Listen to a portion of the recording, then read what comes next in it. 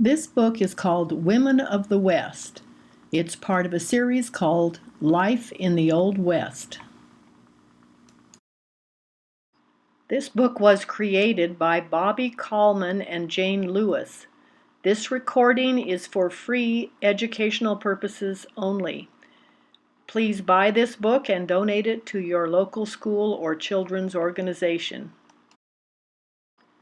In the 1800s, people in North America began moving west to the frontier.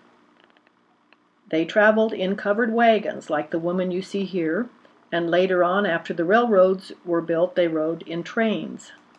They went for many reasons, some to get land, some to join relatives, some were looking for gold. The trip was long, hard, and sometimes dangerous. At first, most of the travelers were men, but women were willing to take the risk too, and they began to head west as well, some with their families and some on their own. The trip in a wagon took many months, and wagons often traveled together in groups called wagon trains. This wagon train is dealing with a muddy road that is hard to pull the wagons through.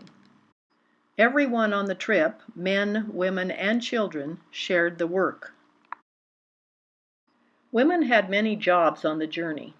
They gathered fuel for the campfires, cooked meals, washed and mended clothing, and cared for those who were sick. They also drove wagons, loaded and unloaded things, tended to the animals, pitched tents, and looked after the children. A woman whose husband became ill or died on the way had to get her family and the wagon to the west by herself. Most people on a wagon train walked beside the wagons instead of riding inside. The wagons were full of all of their stuff and had little room for them, and their extra weight would make it hard for the animals to pull the wagon. Besides, it was a very bumpy road, and riding in the wagon would not be very comfortable. When the settlers found a place they wanted to live, they often had to chop down trees or move rocks before they could build a house or plant their crops. They usually lived far away from anyone who could help them, so they had to do all the work on their own. There were no stores nearby for buying food, so they had to raise all their own food. They had to haul water in buckets from a well or a nearby stream. They kept chickens and cows to get eggs, milk, and meat, and planted herbs, vegetables, and fruit trees. Women cooked the family's meals on a fireplace or a wood stove. This woman is gathering dry grass for the roof of her new home. She and her husband are building a house out of sod or dirt. This soddy will keep them cool in the summer and warm in the winter. Women made all the clothes for the family to wear. This woman is shearing a sheep, which means she's cutting the wool off of the sheep. It won't hurt the sheep. She will have to take the wool, make it into thread, make the thread into cloth, and then make the cloth into clothes. People had to take good care of their clothes and mend them over and over again rather than throw them away because they were hard to make to begin with. This woman is feeding chickens. Women had to take care of a lot of animals. They had to make butter from milk. They baked bread and canned fruit and vegetables and preserved meat. They also made their soap and their candles from scratch. Many of these jobs took a long time. Some families started ranches, which are large farms that raise sheep or cattle to sell. Ranch women not only looked after their homes, but helped on the ranch.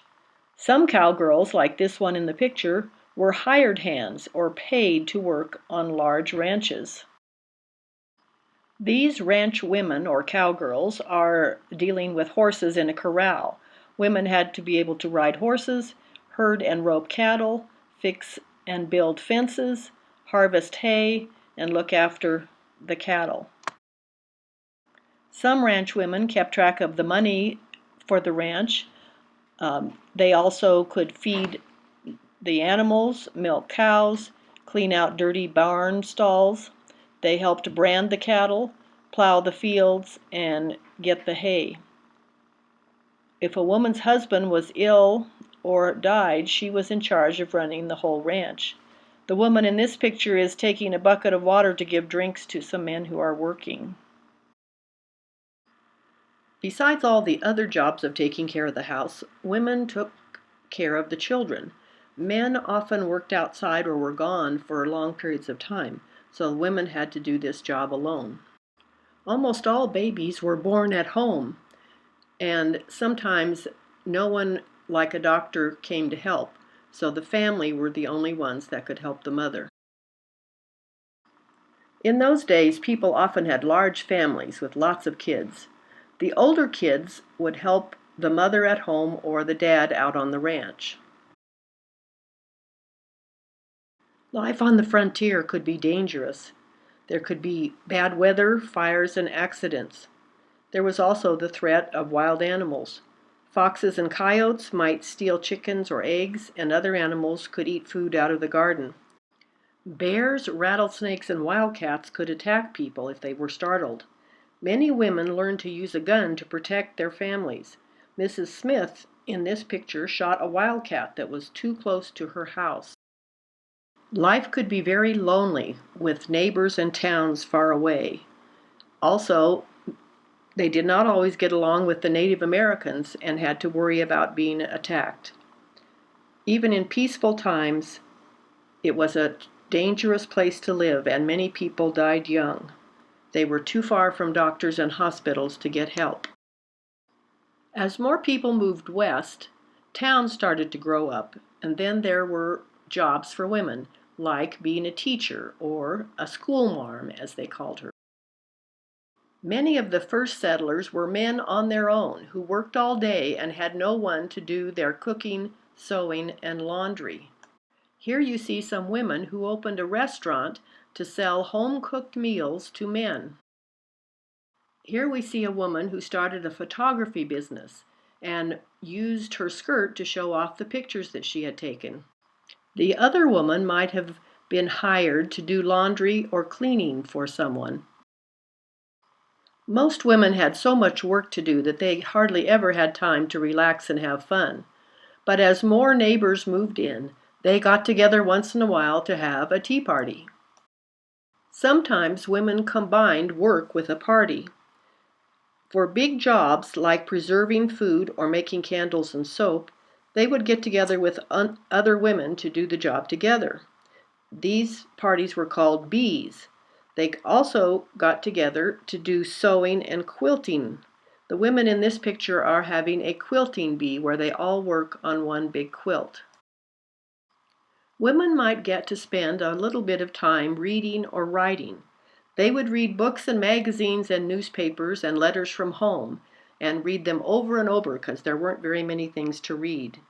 They also kept journals or diaries where they wrote about what was happening in their lives. Most pioneer women wore simple, comfortable dresses to do their work. Their clothes had to last a long time because there were few stores where they could buy clothes, and mostly they had to make everything themselves. Most women wore long skirts all the time. They also wore bonnets or hats to keep the sun off their faces. And they usually had one good dress to wear to church and to parties. Long skirts got dirty very easily and were bad for riding horses. Ladies in dresses had to sit sideways with both legs on one side of the horse. This woman is wearing a special skirt that's divided in half so that she can ride with one leg on each side of the horse and be much safer. A rich lady in town might wear this orange outfit with lots of petticoats under it. The other outfit is called bloomers. It has pants underneath a short skirt, but many people did not approve of it. Kids in the Old West started doing chores around age 4 or 5. Young girls cleaned, helped make meals, and looked after the younger kids. They also weeded the garden, fed the chickens, and gathered eggs.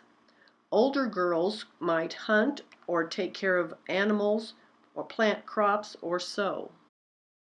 Kids in the Old West did not have many toys. They played with stones and sticks and marbles. The girls had dolls that were usually made at home from rags or wood. Children jumped rope, played tag, or flew homemade kites. At school, girls learned arithmetic, reading, writing, history, and geography. But some girls didn't get to go to school.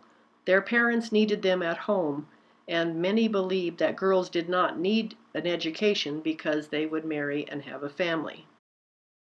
Many women who came out west were from immigrant families. They were people who came from other countries. They came for different reasons, like to get away from wars or poverty in their countries.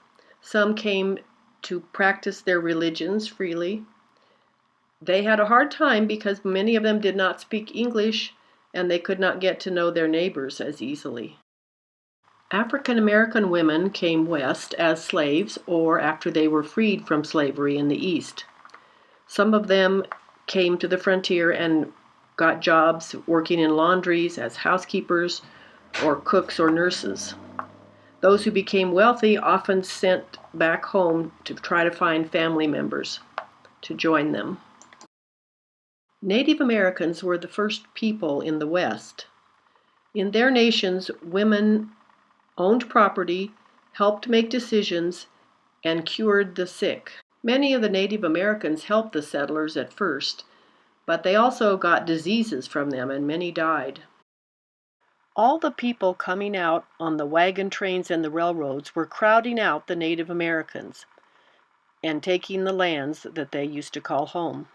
The white people thought their ways of doing things were better, and they took many of the Native American children away from their families and put them in schools where they lived and learned the ways of the white people.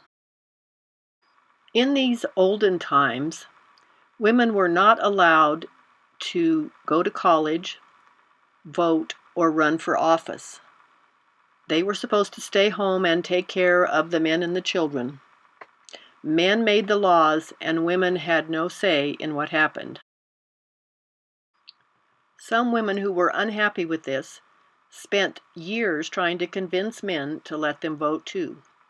The West was the first part of America where women got to vote. Here are some interesting women of the West. The first is Nellie McClung, who worked in Canada for women's right to vote. She was a writer and gave speeches and helped the women in her part of Canada get the vote. Susan Flesche was the first Native American woman to become a doctor. After she graduated from medical school, she returned to her people and set up a doctor's office and raised money to build a hospital. Biddy Mason earned her freedom from slavery at age 38 in California. She worked as a nurse and bought land with her wages. She bought and sold land until she was rich. She donated to churches and provided food and shelter for people who were homeless. Nellie Cashman went out west in 1869 in search of adventure. She looked for gold and found it in many places. She started hotels and restaurants and got a lot of money. She gave most of it away to hospitals, schools, and churches to help people who were in need. As we have seen, women were an important part of building up the western part of the United States. Their energy, hard work, and patience helped make it the place it is today.